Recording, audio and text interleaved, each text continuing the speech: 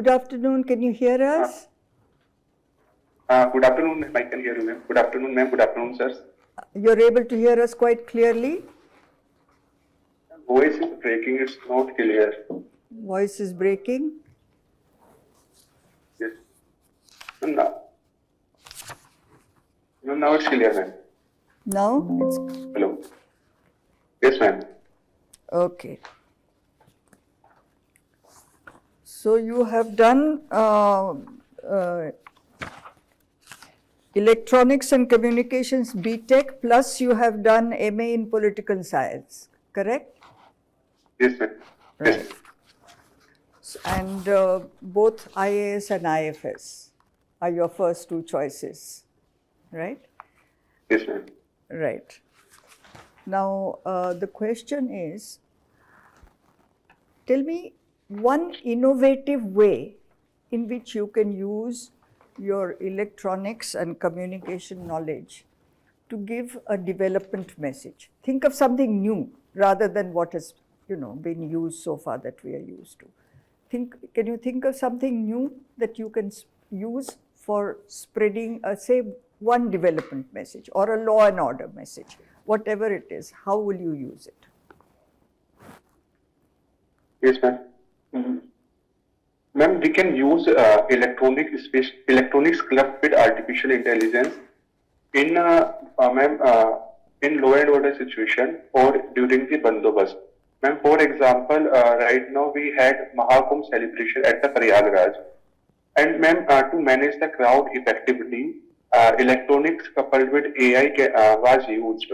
For example, the crowd density was calculated based upon the electronic sensors, artificial intelligence algorithm, and whenever the crowd density was more than 3 people per meter square, they have automatically generate the alerts, so that the police or the law enforcement agency at the ground can manage the crowd effectively. In this way, we can use electronics coupled with artificial intelligence to manage the bandobast in a better manner. Now, could this have been used to control the rush at the railway station in which so many people died? So how can you use that very, very fast? Because this requires something which reacts very quickly. You need to get information very quickly. You need to get information out very quickly. Yes, ma'am. Surely it can be used at the railway station. For example, if we employ the CCTV camera that are AI enabled, they will simultaneously calculate the person density at a particular area. And suppose if it is more than the threshold of that particular area, we can instantly we can do the message to the public announcement system, or whoever is posted at the railway station platform, they can get a message via walkie-talkie, so that they can transfer the person to the holding area, or they can restrict the entry at the railway station, and the crowd can be kept outside if the people pressure is more inside the railway station.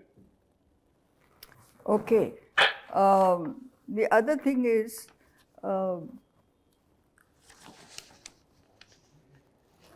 three-language formula.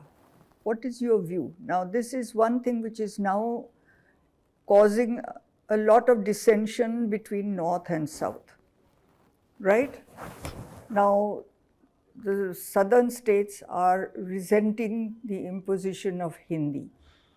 And if it had not been imposed, they were quite willing via films and music and things like that to learn Hindi. In fact, that's how Hindi spread in the South. But there is a feeling of discrimination. In the northern states, they don't adopt any of the southern languages, but Hindi is imposed on them. So, comment on this. In my opinion, language is very close to the culture of a particular region. And when it comes to three language issue, it's a very complicated matter between the North and South, as also highlighted by you, ma'am. But I feel, when it comes to the new education policy, there is no mention that Hindi should be the one of the language. It has left it open to the state that they can adopt any three languages, provided two language should be native to India, ma'am. That is number 1 point. Second, ma'am, in my personal opinion, three-language formula should not be a means to impose Hindi upon the southern statement because it will create a further rift between the north and south, and it will divide the north and south region. And then third, there are other ways, as also highlighted by you, through which we can promote the Hindi, for example, popular media, songs and movies.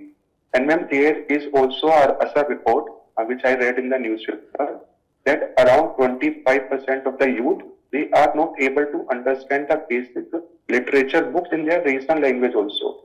Ma'am, when 21/4 of the youth are not able to understand in their regional language, it will add further burden on them if we ask them to learn new language. So before going to the field language, first of all, we need to increase the learning outcome in the vernacular language, ma'am. And what about asking the northern states to learn some South Indian language? There has been no progress towards that. Sorry, there is some network problem, ma'am. No progress in the north towards learning any of the South Indian languages. Now, what will you do to encourage this adoption? It's not. Ma'am, can you please repeat the question, ma'am? In the north, Yes, there has been no attempt to learn South Indian languages. Now, what would you suggest to popularize at least one South Indian language in the north? Ma'am, it would be a good idea if the north state adopt one of the southern language, ma'am. But I feel personally that the desire to learn a new language should come from within. We cannot impose any language. So we can give the option to the student that they can adopt any of the southern language, Telugu, Tamil, Malayali, but we should not impose it. Let it be a voluntary decision taken by the student. And maybe like the Hindi movies encourage people to study Hindi in the south, maybe popularizing the Telugu or Malayalam movies in the north may encourage them to at least become familiar with the language. Yes, ma'am, that can be a possible measure to increase the language. And ma'am, one more point that right now we are living in the age where there is a lot of migration from south to north, from north to south.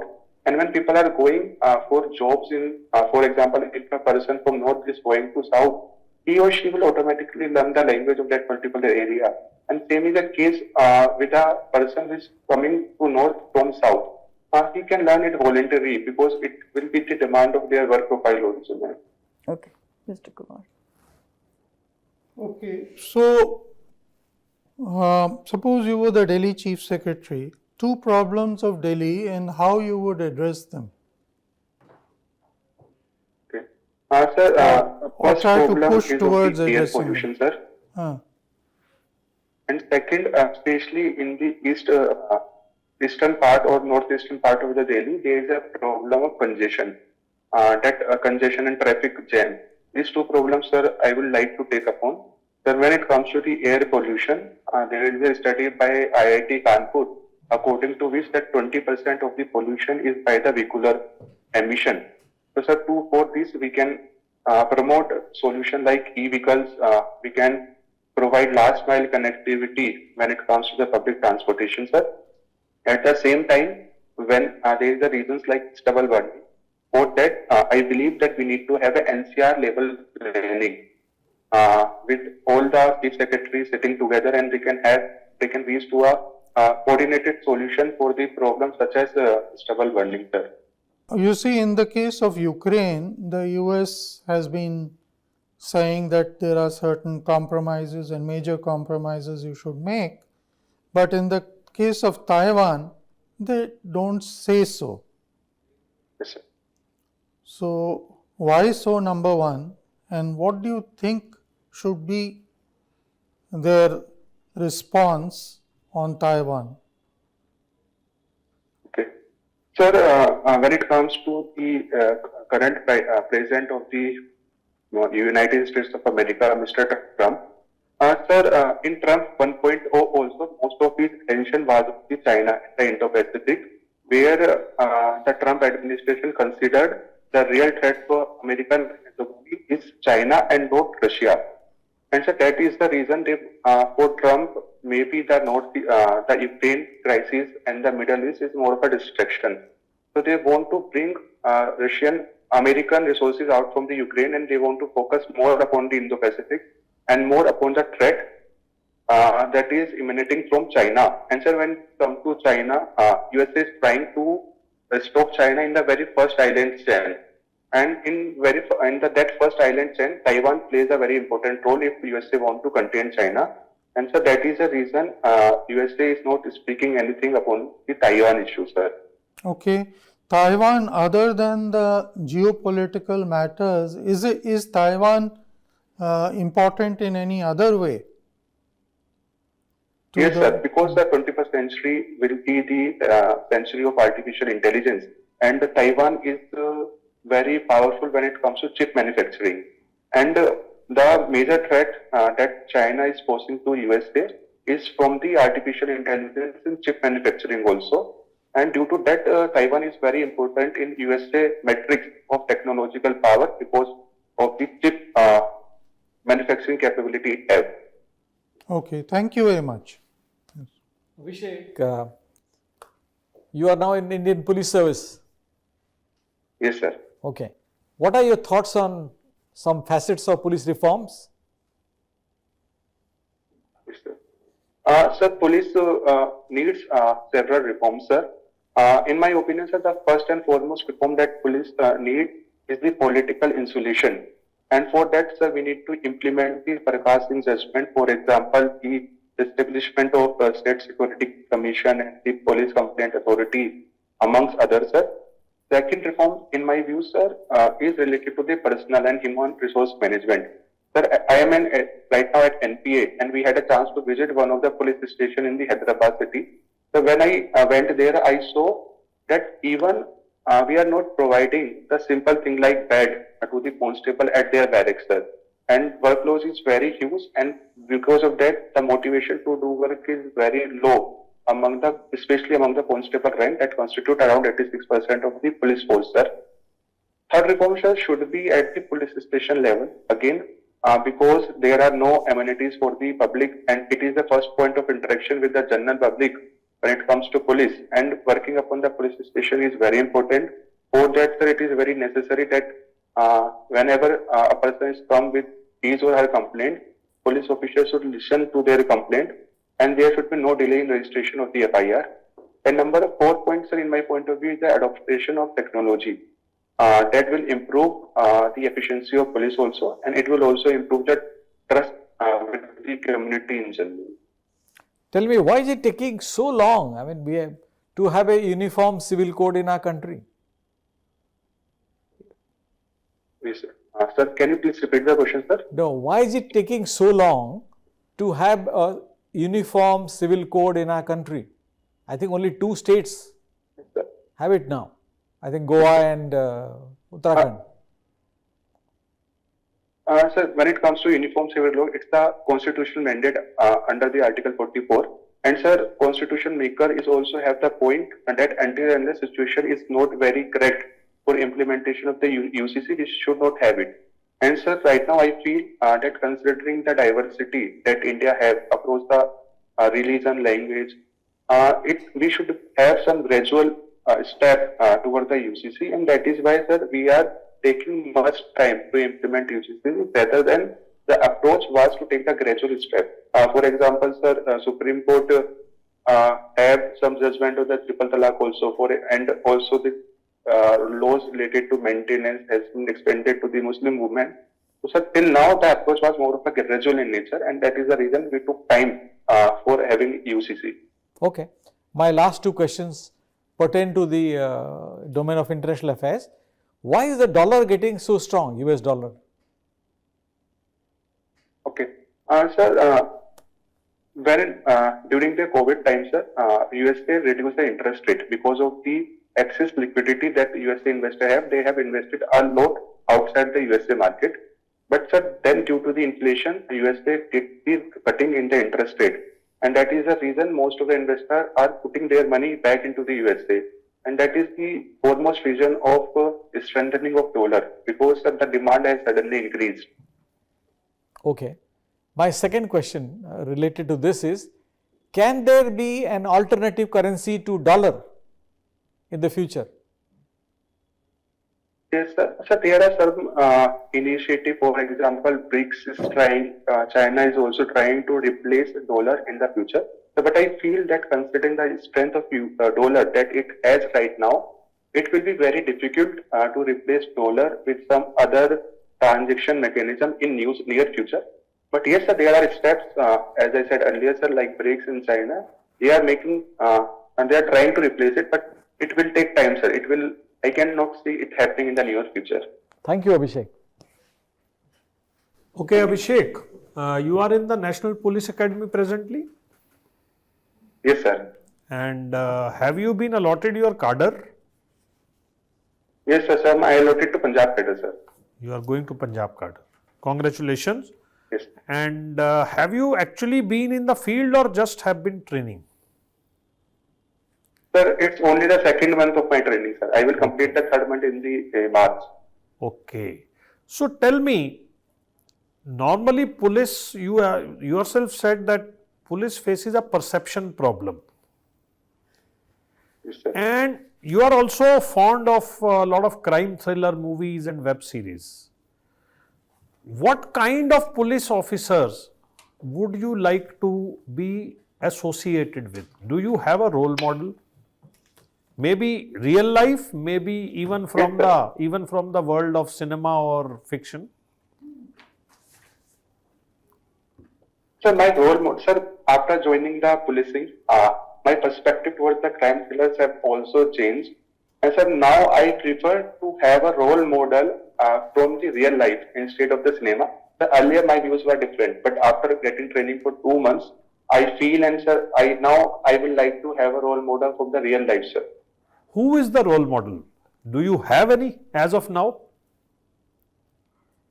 Sir, I read about Ribeiro, sir. Sir, I also read about the Ajit Doval, sir. I am very much inspired from these two personalities, sir. Okay. In your view, do ends ever justify means? Because in police, this is an existential problem.